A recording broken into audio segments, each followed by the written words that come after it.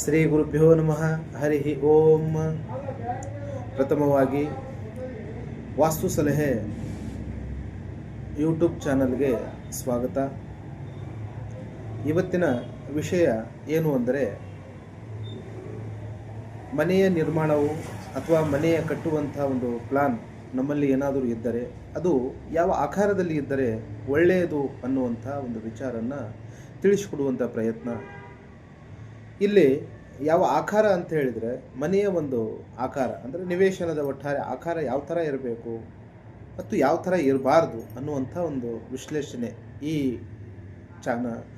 Channel ತಮಗೆ ತೋರಿಸ್ಕೊಡುವಂಥ ಒಂದು ಕ್ರಿಯೆ ಹೇಳ್ತಾ ಇದ್ದೀನಿ.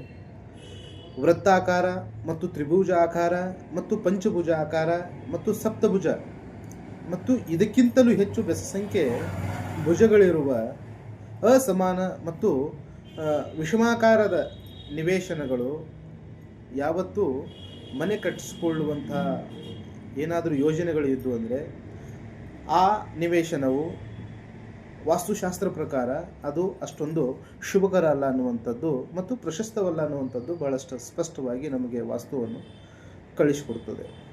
ಮತ್ತು ಇಂಥ ನಿವೇಶಗಳನ್ನು ವಾಸ್ತು ಪ್ರಕಾರ ಸರಿ ಮಾಡಿಕೊಂಡು ನಿರ್ಮಾಣ ಮಾಡಿದರೆ ಇಲ್ಲಿ ವಾಸ್ತು ದೋಷವನ್ನು ಉಂಟಾಗಲ್ಲ ಅಂಥೇಳಿ ಹೇಳ್ಕೊಳ್ತದೆ.